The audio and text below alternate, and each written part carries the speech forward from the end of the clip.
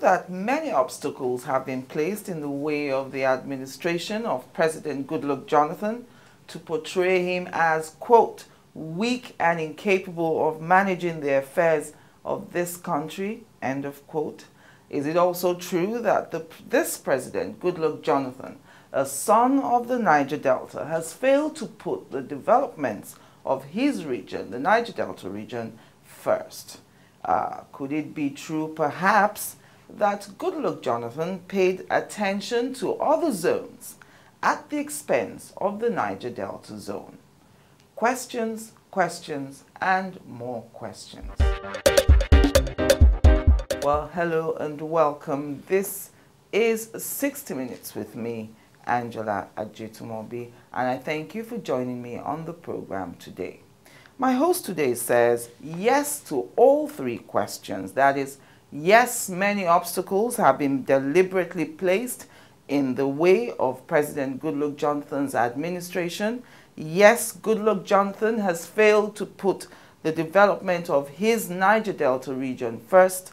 And yes, Goodluck Jonathan has paid attention to all other zones at the expense of the Niger Delta. And the clincher, quote, everybody is pretending that Nigeria will hold together, yet they are doing nothing to make sure that Nigeria will hold together, end of quote. So before you roll your eyes and think these Ijaw people have come again, sit tight and listen attentively. I'm spending 60 minutes today with Kio Briggs, a Niger Delta activist, and she has Goodluck Jonathan, the 5,000 Naira note, security issues, the onshore-offshore dichotomy debate, and 300 million Naira Gala tickets, all on her mind.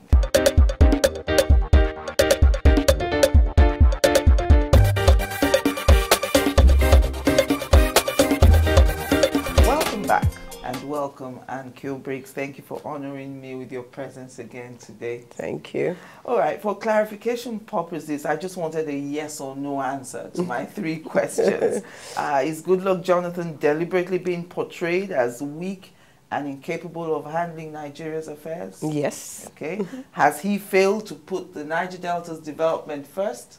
Yes. And has he paid attention to all other zones at the expense of the Niger Delta? Yes. So the question then is, are you all, that is the Ijaws now, especially not in danger of ostracizing this president from all Nigerians as if he were the president of just the Ijaws alone?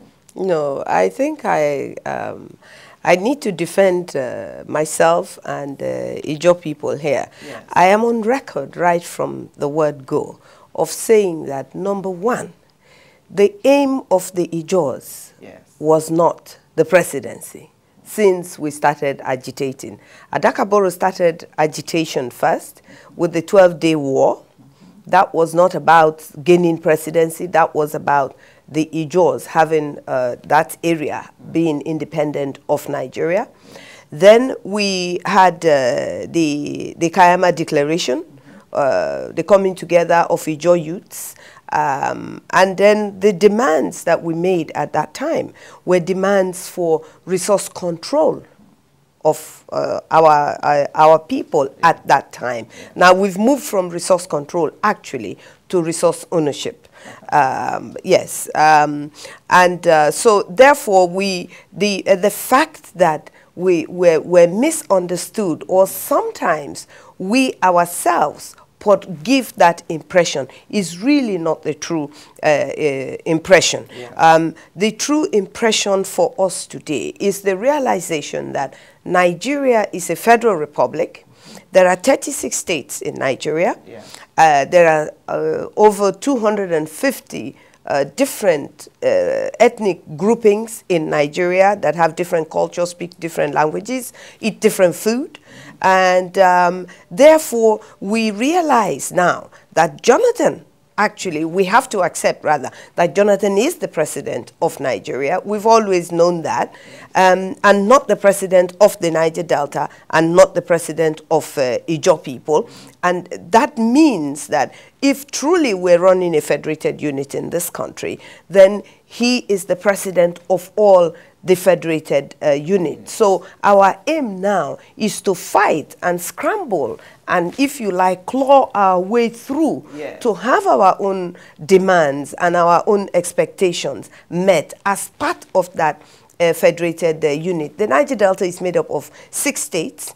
The 6 states is carrying along so many other different ethnic groups who all have to be catered for, just like the Yorubas, just like the Igbos, just like the Hausa, Fulani. And it doesn't matter whether one ethnic group is made up of 500,000 people and the other is made up of 50 million people. It doesn't matter. We're different people that make up this nation. So when you look at it like that, it's very easy for us to say that the president has neglected us, because we do want him to be biased in our favor. Yes, it's the truth. I'm happy you use the word biased. Yes. Because that's the way it comes across, as if only the Niger Deltans or only the Ijaws have been deprived in Nigeria. Yet you can find in every ethnic group, people will tell you that we have been deprived also. Absolutely. And this is why I also insist and say that every zone, every state, and every ethnic group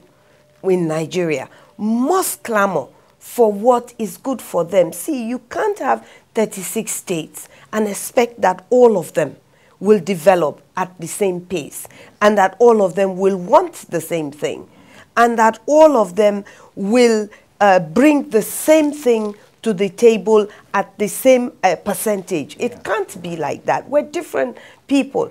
And that's where I find it difficult, because there is a lot of pretense that is going on in Nigeria. All what we have is on the table. Other people have things that is not on the table. And so if we're looking for bias, if we're looking to be favored, it is because we have been disfavored, and therefore we want to be favored. And more so now that we do have somebody that is from our area. I think it is unreasonable for other Nigerians to expect us to not expect the president to favor us. He may not favor us, which he is not doing, as far as I'm concerned, you know, because we should have seen a difference in the development of the Niger Delta, not even because he's from the Niger Delta, but because it is just unfair. Nobody else has done it. If he doesn't do it, the next person that is going to come after him in 2015 or 2019, whatever the case may be, or wherever Nigeria is going, will not take our issue seriously. If they do, it will be wonderful. But the way things go in Nigeria, we will assume the worst, which is to say that there is nobody who is going to come and develop the Niger Delta for us. So these are the reasons why we're saying that. But we're not saying that Yorubas should not say to Jonathan and pull at him at his coattails and say, develop us, neglect the Niger Delta. And Igbos will not say, develop, let us be the priority. Let everybody struggle. But I think that the Niger Delta people have made a lot of sacrifice in this country as far as development is concerned, and as far as the economic input that we put in, and the sacrifice that we make for the environment and for the lives of our people. Are you going to ignore the contributions of other regions at the time? As at the time there was no oil, we had the West contributing cocoa, we had the North and the groundnuts and all that. Are we going to ignore the contributions of those zones? Well, you see, it is wonderful, because when we look at the West and we say cocoa, it's what Chief Obafemi Awolowo put down with the cocoa money is very glaring. It's very clear. We talk about education of the Western region. We talk about development, roads. We talk about media. We talk about banking. You know, so much the cocoa was used for so much in that region, and Nigeria only took 50% of that. Now, let us swing to the Niger Delta, and let us see what cocoa gave Niger Delta. Absolutely nothing. There is nothing to show in the Niger Delta that this is what we derived from cocoa, but we can put our hands on our hearts from the Niger Delta and point at things that oil has given to every part of Nigeria. But there is nothing we can point at in the Niger Delta that oil has brought to the Niger Delta. You know, so we're not ignoring what others have used their resources to do. As a matter of fact, it is our point of argument that others have used cocoa granules to achieve so much for themselves. Why are we denied the oil to do as much, if not more, for ourselves? And the irony from your statement and reading or following other people from the zone is this, that if we continue to look at this president as our son, the son of the Niger Delta, perhaps when it comes to seeking a second term, the rest of Nigeria will say, well, then let your son, you vote for your son if you can do it alone. Is that not a real fear? Absolutely, it is. Of course it is. I mean, I am somebody who is very straightforward and very much to the point. I will be surprised if that was not the case. But I also was pleasantly surprised and encouraged during the constitutional crisis in 2009, when people like Pastor Tunde Bakari, people like General Kirin-Ade, people like Wole Soyinka, and so many other leaders from the north and the west and the southeast were the people that actually first came out and shouted and said, no, this is not about the late President Yaradua. This is not about the Vice President Goodluck Jonathan. This is not about North and South. This is about the Constitution of Nigeria as it is right now. The 99 Constitution was very clear. And yet there were a handful of people that were prepared because of their greed to turn the Constitution upside down and push Jonathan away from his rightful position. So we're not going to take those things away. And Nigerians across board came out fiercely and voted massively for Goodluck Jonathan, because at that time, I want to believe, they saw in Jonathan themselves. They saw in Jonathan an underdog. They saw in Jonathan somebody who was being oppressed in a position. They saw in Jonathan something that would lead to change. And when you look at it like that, Nigerians are disappointed. And not just the Jaws, not just Niger Delta people alone, Yorubas, Igbos, Hausa Fulani, ordinary people on the street, the market woman, the truck pusher, everybody is disappointed at the way government is being run today. And that takes me back to the statements that I make, that obstacles are being put in the way of Jonathan. And also that Nigeria does not belong to PDP. Because people did not vote for PDP in 2011. I didn't vote for PDP. My people that I convinced did not vote for PDP. We voted for Goodluck Ebele Jonathan. Because if it's only PDP, I will not cast my vote for PDP under any circumstances, because I still repeat that PDP is the problem of Nigeria. We'll come to PDP in a moment. One thing you just said now, Nigerians are disappointed with the pace. On the other hand, you say that obstacles have been placed in the way of this administration. And then I would say to you that, people would say he knew what to expect. To be the president of a country is no tea party. it isn't an excuse to the average Nigerian today. Those obstacles, the Nigerian president is viewed as one of the most powerful in the world, going by the constitution. If he can't get rid of those obstacles, who can? Well, I mean, definitely, first of all, Nigeria is a highly complex country. We're talking about a minimum of 250 ethnic groups. Yes. We're talking about languages that have hundreds of dialects. We're talking about religion, a country that is split right down by religious beliefs. You know, we're talking about a country where the thinking of some part is that power is theirs and political power is theirs, and that some people are slaves and thinking, you know, so this is a very highly complex country. And Nigeria so far has, from independence, even from the white man's time, yeah, Nigeria as a country being brought together in 1914 yeah, by the amalgamation was even, I mean, it was a difficult country to govern, even by the white man's standard, because of the complexities that Nigeria is made up of. So, Goodluck Jonathan, having inherited this complexity, definitely is not going to find it easy at all, but deliberately issues, the governance has been made difficult for him. Why do I say that? I mean, people are saying that despite the constitution, a political party is saying that they must continue to govern on the basis of North and South. Yeah. And then when you look at North and South, what is North? North is made up of 19 northern states, yes, that are mainly Islamic, mainly Muslim religion and culture. And then the South is mainly Christian, yes, and different, so many different culture and languages. So if a man from the South is governing this country, I hate to use the word rule. I don't, yes, like to accept that I'm being ruled over. It's governed, yes, because it's a power that is willingly, supposed to have been willingly, and yes, given by the people.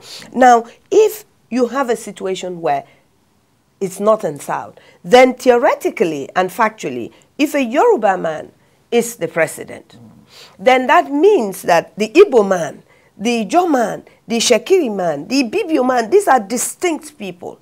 That is their government.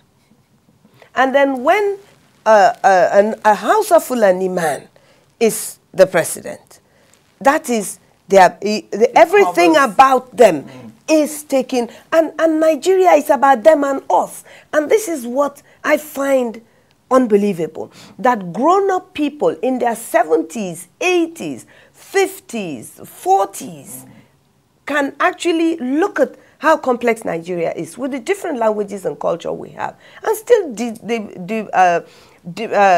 deceive ourselves that we're one country. Yes, we're one country because we are in a country called Nigeria, but we're different people.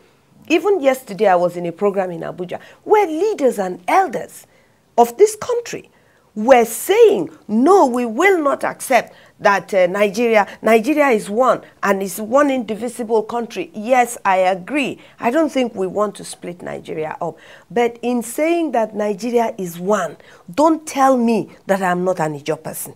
And don't expect me to tell an Igbo man that he's not an Igbo man. So these are the issues. And as long as we continue to pretend that these issues don't matter, in the night, on our beds, in our sitting room, when we know nobody else is hearing us except ourselves and God and our family members, we say what is truly in our mind, which is that I am an Ijo person, yes, who is also a Nigerian. Yes, somebody said yesterday, I heard General Gowon say yesterday that you're a Nigerian first before you're, no, that is his opinion. I am an Ijo person first before I'm a Nigerian. And from the Niger Delta, if I am not who I am, an Ijo person, or from the Niger Delta, what makes me a Nigerian?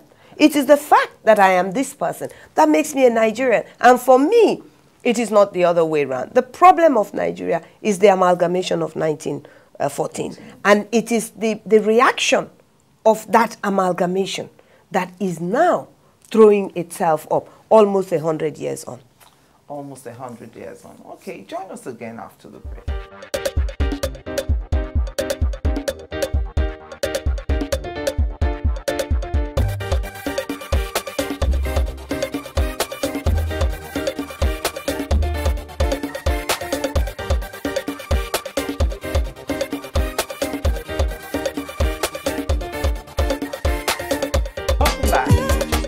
Watching 60 Minutes with me, Angela Ajitumobi, and I'm spending it today with Kio Briggs. The other irony for me is this. As much as you all talk about our son, you embrace this president, you don't shy away from talking about his performance or lack of it. Have you changed your mind about that? No, because you see, I mean, the reason why we say he's our son, yes, and it is a thing of pride, quite honestly, for somebody like me, for instance, and many of my people, we never dreamt. It was not on the cards. So we never thought that Jonathan would become the president of Nigeria. Yes. We never dreamt it. So it is a thing of pride that today, somebody from the Niger Delta, which is made up of so many other ethnic groups, yes, is actually the president of Nigeria. We don't say it. People choose to portray and understand things the way that it suits them. Also, I choose to do that. I think it's just a human thing. Yes. But I think we should be allowed also to explain what we mean. What we mean when we say our son is that, hey, here is somebody from the Niger Delta. We never thought he was going to be the president. We're so proud of him. Of course, he's our son. He's our son. Yes. That one is there.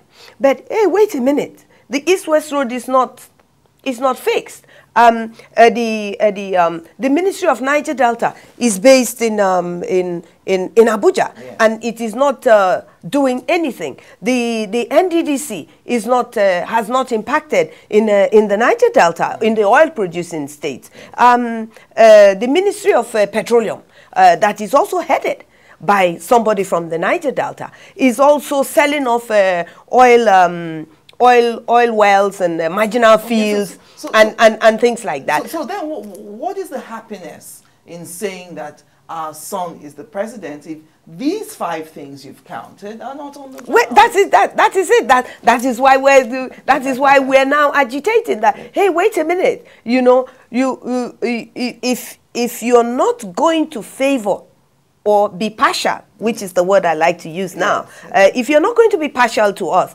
then we must be allowed to clamor like everybody else and say, give us this. This is what we want. We bring the oil. The oil belongs to us.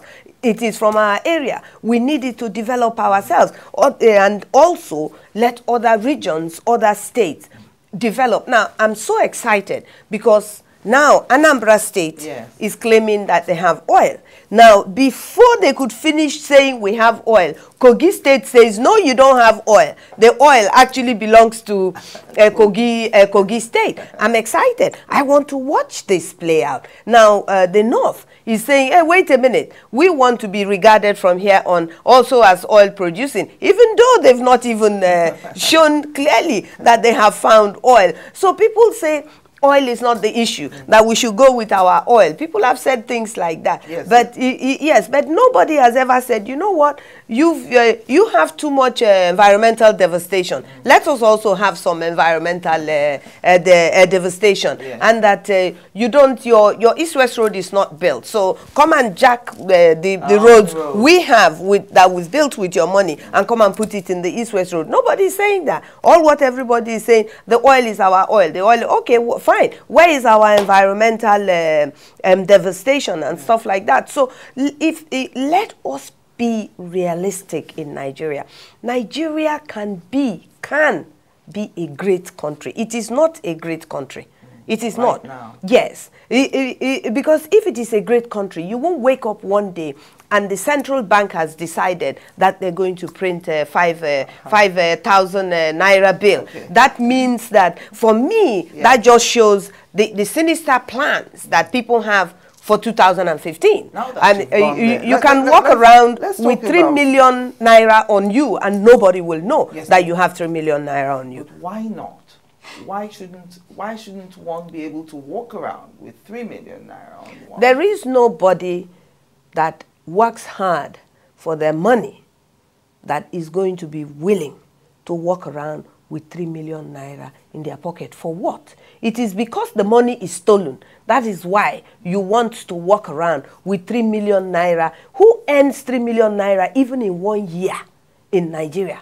So how can you walk around? And then it's so contradictory. 1 minute you say you want a cashless society. In the meantime, you say you want people to have the capacity to walk around with 3 million naira or 5 million naira at any one given time on them. Yes, the CBN governor has said that the target is not the ordinary people. The target is, first of all, to make savings. In 1978, you could buy $30 with a 20 naira note. Today, if you wanted to buy $30, it would cost you about 4,500 naira. And if you're counting 20 naira notes, you need about 23. Doesn't it make more economic sense to print 1 naira note at 5,000 naira? Well, I am not an economist. Yes. And, but I've also heard Sanusi say of Olusegun Obasanjo that the last time he looked, that Obasanjo was a great farmer, but he's a bad economist. I want to say that Sanusi might be a great economist, but I think that he's a poor people's person. I don't think that he is listening and following and living in the Nigeria that you and I are sitting in. The argument that is being purported, is being put forward on the issue of this 5,000 naira note is just unbelievable. Even a market woman does not see the reasoning behind that. How can you say that at such and such a time you can buy how many $100 with 20 naira bill? Is that not about the value of the money? Is it about the quantity of the money? It is about the value of the money, the capacity of the money, what the money can get. What can naira get today? 5,000 naira is just under, I think, depending on what the rate is, 5,000 naira is just about under 25 pounds or so, or just about 25 pounds or less, or 20 pounds, I think, because it's 160 something or so, about 20 pounds. So if you're counting one naira and you count 5,000, and you now see the value of what it is, then you can see that what he has said, for me, it doesn't make sense. Okay, what about the cost of printing the money? I'll give you the figures now, because he says that we'll be cutting down costs. In 2009, it cost us 47 billion to print. In 2011, it cost 32 billion. By 2014, he's hoping to bring that figure down to 25 billion. And that's why he's pushing for coins. Coins have a longer shelf life. So if we concentrate on coins, then we'll be spending less on printing currency. Which coins? These coins that you and I see once in a while, those coins. When was the last time you handled a naira coin in this country? Who's going to carry those things in their handbag and in their trouser pocket? What does he mean by coin? Look at the value of coins, say in America, or say in Britain or in Europe. Look at the value. It's not too much. You can have it in a tiny purse. When I travel, I have a small purse that I put my 2 pence, my 1p, my 10p and things inside that.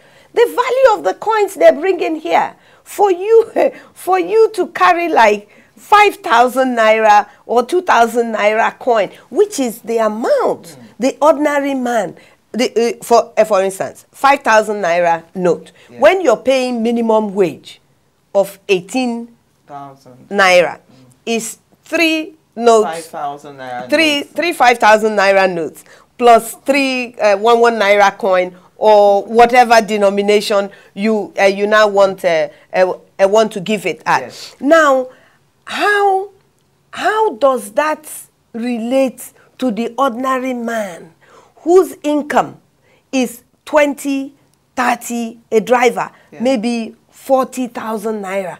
That is 8 pieces of paper. How does that work? Where a man who wants to purchase something for 500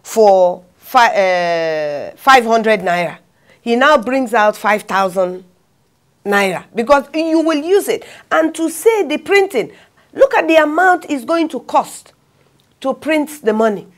I want to tell you that both the people who are going to benefit from the printing, that is the people who are going to get the printing job, have already planned this 5,000 naira note we're talking. They just didn't plan it 2 months ago and brought it. It's been planned. The money has been allocated. Who will get what, where it will be printed, how it will be printed. They have already made all that arrangement, and they've brought it to us, Mugu Nigerians, that will just accept it. We will just say, no, we don't want it. People like the ransom cooties have opposed it on principles of what the people, the great women that they want to put on that note, what they stood for, and what this note is going to represent, are so opposite that I am not surprised that people like the ransom cooties are saying, you know what, this is what our mothers, our grandmother and our mother stood for.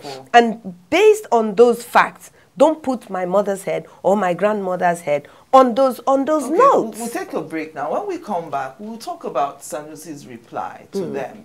Because he says he doesn't need their permission to put those figures on the notes. After all, these women are now property of Nigeria.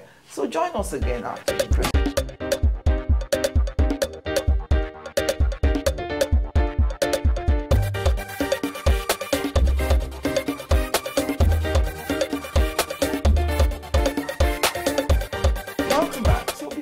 On the break, I was saying, you know, the CBN governor has replied saying he didn't need permission to put icons, Nigerian icons, on the currency notes. And you said you're happy it's not your grandma.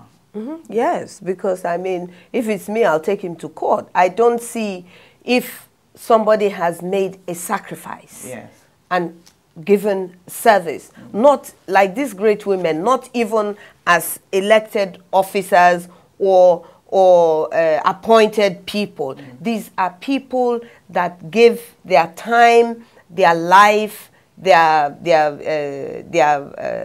efforts to serving the ordinary person, not governments, not political parties. They are people and stood for something and believed in something, and they have become icons. Nigerians adore them. Nigerians are grateful to them for the role they have played in nation building and in standing up for rights and justice and everything. I think it is wrong for any person to say that because these people were selfless and have given themselves to their people, that now makes them the property of any government or anybody. How will Sanusi feel if it was his grandmother? How would he feel? You know, it's so offensive the way people in the corridor of powers, the way people in authority speak. It is so. You think they should have sought permission of the families? Absolutely. If you truly mean to honor these great women, what stops you from saying? And that was why the argument of the MK Abiola thing also was there. You know, especially when the people are no longer alive. You know, you need to confer with the people and say, you know, your mother, your grandmother has done so much. We think that we want to honor her in this way. What do you think? And the person and the Kutis may say, well, you know, we are grateful. we're thankful for the honor, for the recognition that you want to give to our mother or grandmother. But because what she stood for and what you are doing is in variance, in our opinion, yes, to what she stood for, we don't want her to be honored in this particular way. I think the last call, especially when the issues become arguable, you know, I think that the families should have a first call, because quite honestly, I don't think that people like our mother Margaret Ekpo, Mrs. Ransom Kuti, and Alaja, I don't think that they stood up for their people with the expectation, yes, that in the future, either while they are alive or while they are gone, yes, that they will be honored. Look at Mrs. Ransom Kuti. She was thrown out of a window and thrown down, you know, for whatever the reason. So these are the things that the children... Doesn't this kind of compensate for that? No, it doesn't. It doesn't compensate for that. If what is going to represent her struggle is going to be something that becomes a point of argument. Yes. Once the people who are supposed to be proud of this honor, who are her grandchildren, her great-grandchildren, her lineage for the future, yes, that are going to be proud, you know, then you should consult them. I am surprised that on the one hand, government is saying, or Sanusi is saying, the decision is made that they're not going to go back on it, and the Senate and the lawmakers are saying to him, no, you will not print this money. Yes. So we will see how this is going to go. But what about his rights? The CBN's right under Section 16 of the CBN Act says that the CBN has power to denominate the Naira. So the same National Assembly knows that the CBN has these powers. Are we only looking at this from the moral angle? Well, there is always the moral angle, definitely that. And there is also also the interpretation of the law. Yes. Every law, everything is open to interpretation. Yes. That is why we have the law courts, you know. So if, I mean, they should take this to the limit. They should take it to as far as it will go. If he is quoting the Constitution, I am sure that there is a way that another part of the Constitution can also be quoted against this. But you see, the thing is, at the end of the day, if you are doing something and it is in the interest of the country and it is in the interest of the people, because it is the people that make up the country anyways, yes, and if the people have misunderstood it or understand it and don't want it, I think for you to insist that the Constitution says this and section this says that, yes, and therefore you now come and impose 5,000 Naira bill on people, knowing the argument and the inconveniences that this thing is going to raise for the people. I think if you insist, you're anti-people, and if you get away with it, you're also anti-people. I think that we must have a country that is listening. If we don't have leaders that are listening, and then they're listening to themselves, yes, then the reaction of people is going to be negative. It's not going to. It's never going to be positive. And when people react to things that they don't like, it's always the reaction will always be seen as a negative reaction, and then it just holds us. It just holds us back. What the issues Nigeria is confronting today are so massive, and so. They're fundamental issues, that the issue of whether Sanusi is going to get his way because he has decided that he's such a wonderful economist, and that today in Nigeria, the economy of Nigeria and Nigerians, whether we like it or not, is going to have a 5,000 Naira bill. I think it's arrogant to put it lightly. The confrontation that is going to be created, yes, between the National Assembly and the lawmakers on one side, and Sanusi as a person, and the central bank that belongs to Nigerians on the one side, is again one of those obstacles that I am talking about, that is being deliberately put in the way of Goodluck Jonathan. These are not arguments that we need today when we're talking about insecurity, when we have a situation where the whole communication system between you and I, between government and government, between Nigeria and other countries, is being brought down.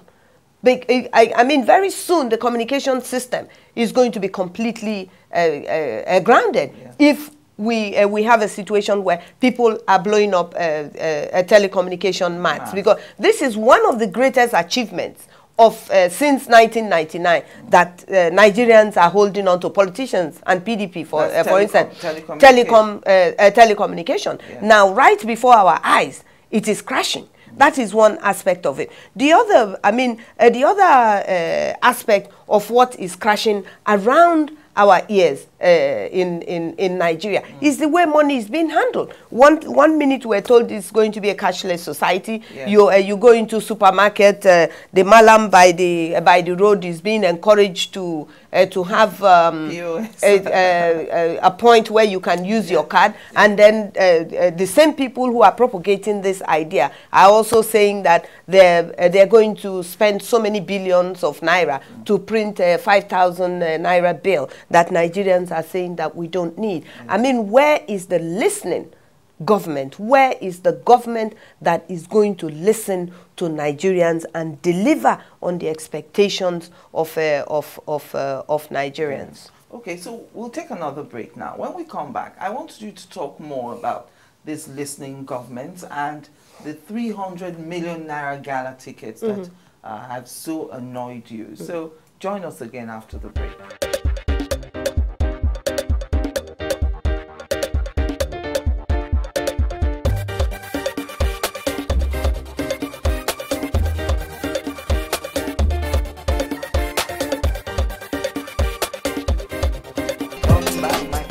Moments now with Kio Briggs, a Niger Delta activist. Now, 300 million naira for Gala night tickets. Are you upset because you were not invited as one to be honored, nor do you have 300 million naira to book a table? In other words, you don't have the dollars to mix with the Minister for Petroleum Resources and all the big boys that will be there. Well, I mean, I first of all have to laugh, you know, because as far as I am concerned, anybody that has 300 million naira and is prepared to spend it on a table in a gala night to honor Mr. President, 9 oil-producing governors, and the Minister of Petroleum. Anybody that is prepared to spend that amount of money does not deserve to own that money.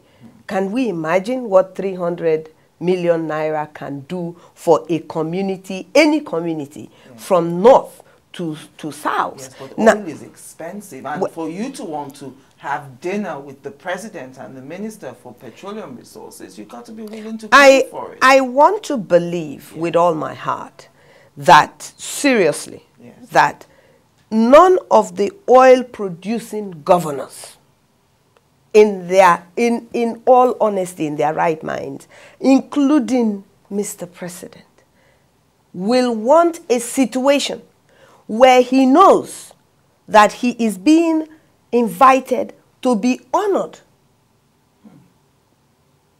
and that people will pay 300 million naira to be part of that gala night to honor him. See, where is our priority in this country? It is a business venture. Somebody is investing in that. See, gala, oil and gala night.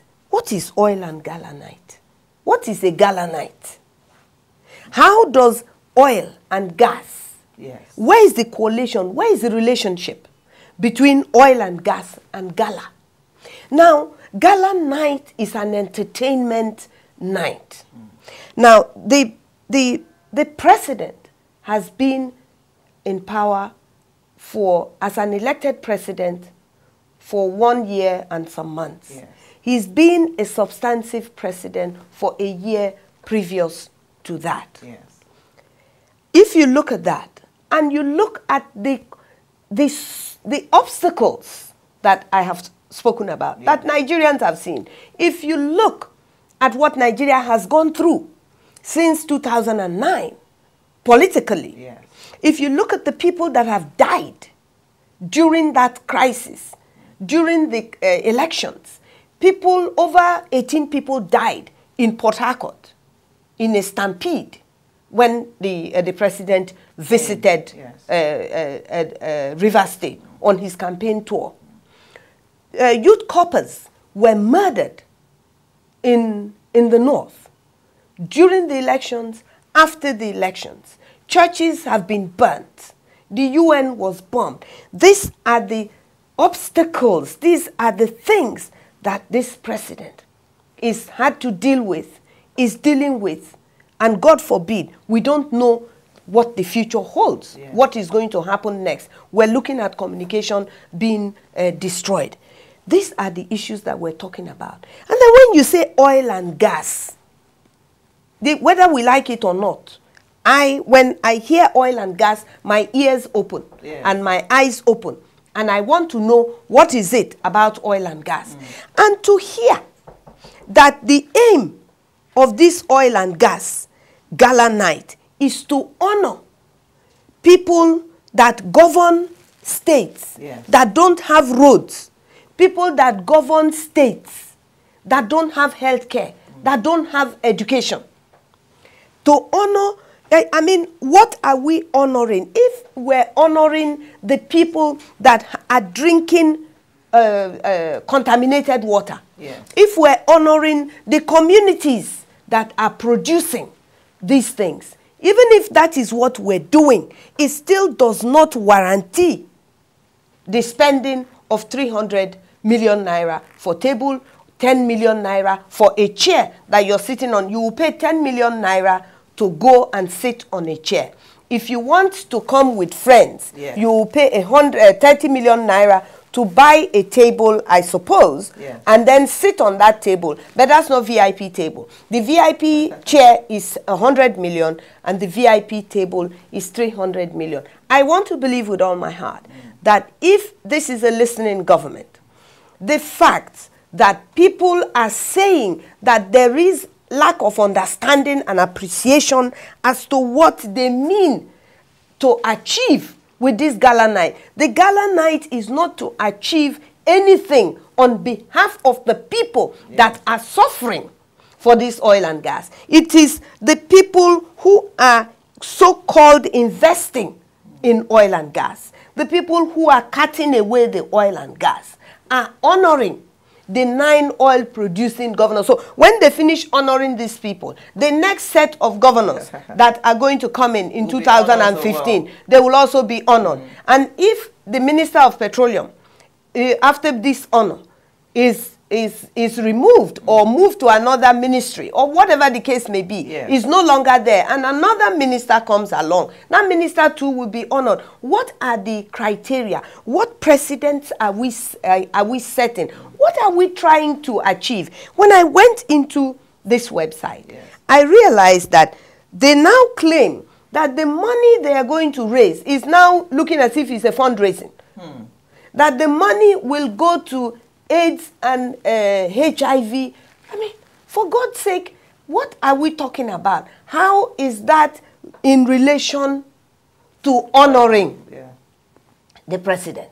And how is that in relation to honoring the governors? I want to give benefit of doubt to both all the governors, the Minister of Petroleum, and the president, that they really do not appreciate the content of what this involves and how Nigerians are looking at it, how Niger Delta people are looking at it.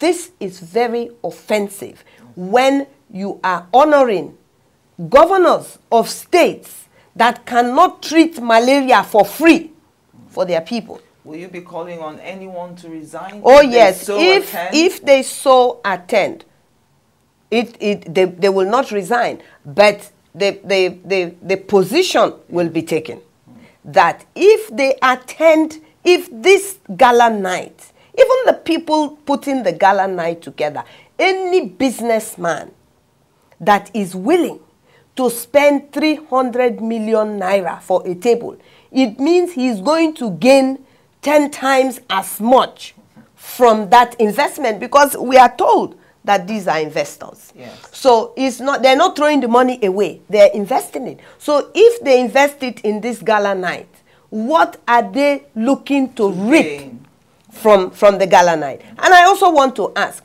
is this the beginning of fundraising for PDP? For the coming elections in For the coming election in 2015. Because you see, Nigerians must think. Nigerians must analyze. And that's an interesting point you raised, because even after that advert has been running in the papers for over 2 weeks, I haven't seen any of the Niger Delta governors come out to disassociate themselves from that. And I have called for the for the oil producing states, because it's not only Niger Delta that produces oil. Ondo produces oil, Imo and Abia produces oil, and now Anambra.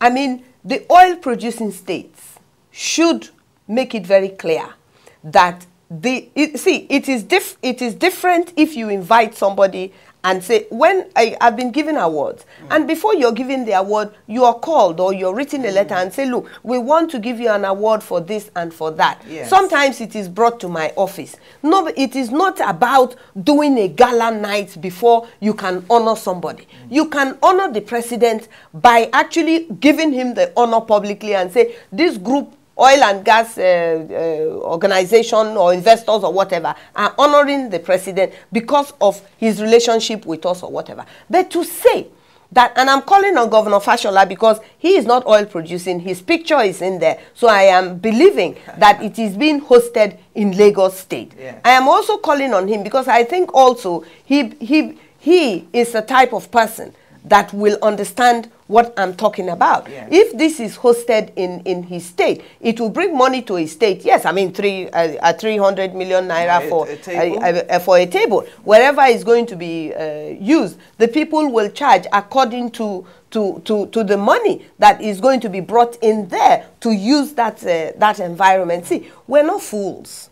Nigerians should not allow themselves to be made to look as if they are fools. We're not fools. We can calculate and know that 1 + 1 is 2. And then when you are spending this amount of money and you're looking and you're calling all these big investors and all the people that you're packaging, yes, it has a connotation of politics attached to it as far as I am concerned. So can I take it to mean that if they do attend, then the race is on for 2015? That is my take. That is definitely my personal take. My personal take on this matter is that this gala night, yes, if it is done, then it means that the Ministry of Petroleum, including the investors in oil and gas, including politicians and the PDP that is interested in holding on to what they call power for the next 60 years, yes, have already started raising money for politics in 2015, and I think there is some illegalities around that as well. But basically, I think that this is up to all Nigerians, and particularly Niger Delta people, to really see past this so-called honor and all of those things, and really look deep into the hole and see what the real issue here. I think it is very, very sinister. It is offensive. I can go as far as saying that it is nauseating, the amount of money that is being bandied about. And I think God himself will not be happy with this type of deceit that is about to take place. And Kio Briggs, I want to thank you very much for spending 60 minutes with me again and again and again. Thank you. Well, that's it for this week. Don't forget to like 60 Minutes with Angela on Facebook. Alternatively, you can follow me on Twitter, Angela @60 Minutes. Please join me next week, same time, same day, same station. You never know who I'll be spending 60 minutes with. I am Angela Ajitumobi, and I thank you for the pleasure of your company.